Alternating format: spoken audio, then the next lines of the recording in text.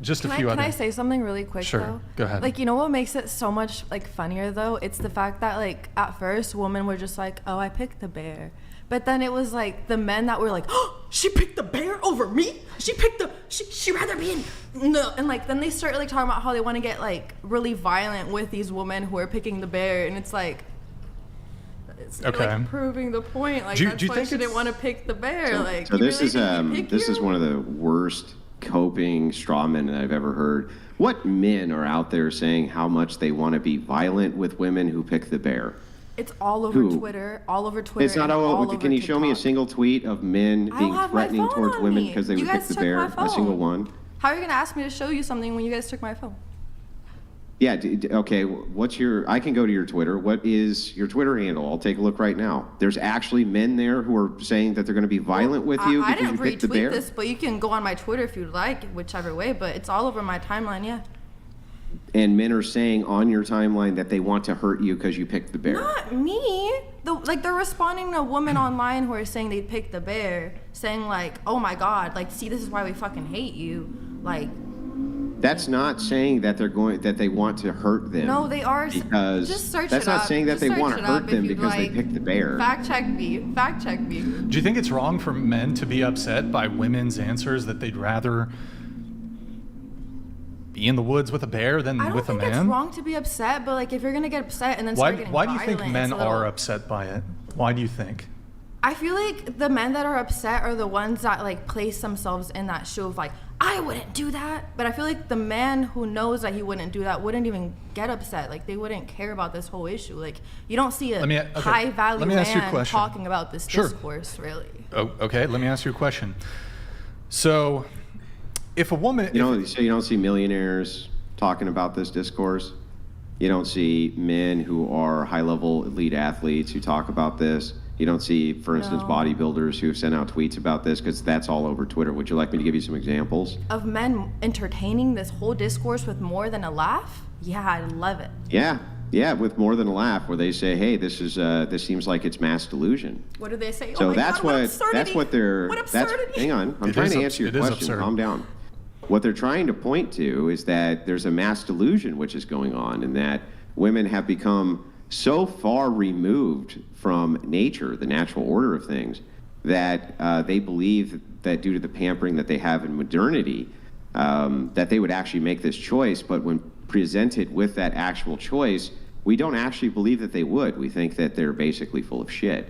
So basically what the argument's really about is whether or not women in modernity are being delusional or not. So wouldn't you as a man like question what causes that instead of getting mad at the woman themselves? Please speak into the mic. Wouldn't you question that? That's what I've been doing. Yeah. Questioning that. So where did that lead you to? Or were you not able to come to any conclusions? Well, what it led me to is that the answers that I get are completely irrational. So I would have to assume that this is some form of delusion. Do you need help? Because I can help you with some statistics. Hang on. I'm trying to answer your question. I just let you speak. I don't know why you won't return the favor. But anyway, when you ask me the question of what did I find out, well, I'm diving into it with you right now, and the answers have been totally irrational. So I have to assume that you're living under some kind of delusion here. Okay. Do you want me to help you out with some simple math? And you can fact check me again, like I said. Okay. So if you search up the amount of bear attacks, and we're going to talk just about the U.S. right now. If you search up the amount of bear attacks in the U.S., it's not that many. You search up the amount of SA attacks, wow. And again, you're going to say, oh my God, it's because there's so many more men than bears. Just do the simple conversion. I don't have to. I haven't, but actually someone else did. did. Just so you know. Yeah. So let me give you some counterfacts. Okay. Do you know what per capita means? Yeah, I do. Okay, so do you think that people who are around bears they frequently are around bears for long periods of time, whether they train them, work with them, they're in circuses with them, do you think that their attacks by bears are less than that of women who perhaps are around men all the time in the workplace and things like this? Well, you're working with a bear at a circus. Yeah, I would think there's a high chance of you getting attacked. So then what we have discovered by your logic now and by kind of diving into this a little bit more is that the reason that there's such an infrequency of bear attacks on people is because people aren't usually around bears. But the people who are around bears tend to get attacked by bears a lot more than women who are around men tend to get attacked by men. So what you're saying here actually makes no sense either, does it? Yeah, but again, in this situation, are we in a circus with a bear or are we in the woods with a bear? You're not in talking the woods about with a the bear. So then, percentage that's bear even better. attacks in the woods. Yeah, so that's even better. So if you're in the woods with a bear and you know that per capita, if you're around a bear, you're far more likely to get attacked by the bear than if you're around a man, then wouldn't it be rational to choose the man? No, but that's where you're wrong. That's where you're way more likely to be attacked by the man. You're not way more likely to be attacked by the man. If you break it down per capita, those who spend time with bears get attacked by bears a lot more than those who spend time around men. No, we're talking about the hike again, remember? So where's the stats for No, it's not a hike. The conditions are you're trapped in the woods with a bear.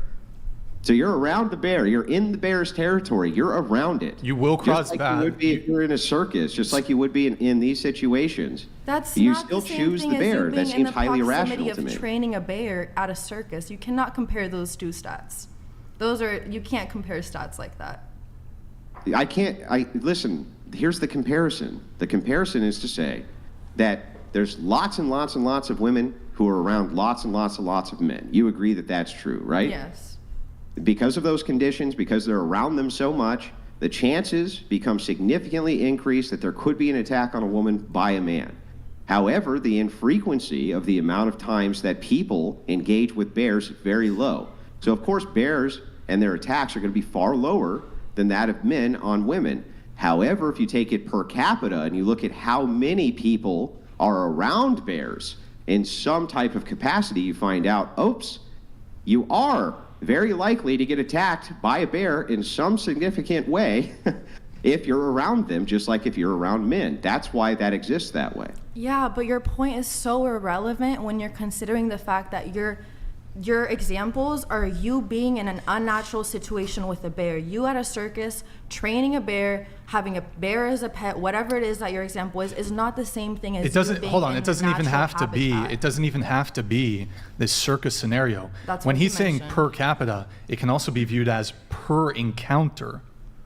So if you actually make a comparison of human encounters with bears, and you make a comparison to women who are assaulted. Right. So the amount of times that human beings would be assaulted by these strange animals they come in contact with, which they rarely come in contact with, would be far higher than the amount of men that they come in contact with, which is a daily occurrence all the time, nonstop. That's very false because, again, who reports seeing a bear if they don't get attacked by the bear? So who's to say? What?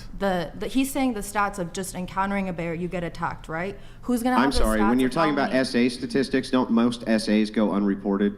Yeah, so the SA statistics Okay, well would then be even how do you know higher. by that logic that they've actually been SA'd? Okay, but no, you're actually helping my point because in that case, the SA statistics is even higher than we know. So thank you for that. Yeah, I know, but if it is higher than we even know, and you're saying that most of them go unreported, then how can we actually know that they were ever SA'd by the same logic of bear attacks, by how many people see bears, but it goes unreported? It's the same logic. You believe the one stat, but won't believe the other. Because I'm saying when people see a bear and they aren't attacked, they're not going to report that. That's my case.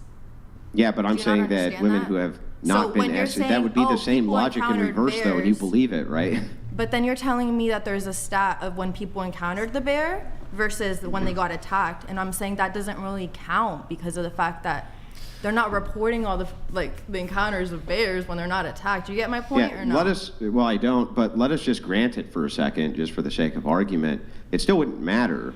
If you're around men all the time, and I assume you are in some capacity, right? You're around men all the time in some capacity. Is that true or false? Yeah, it's true. Okay.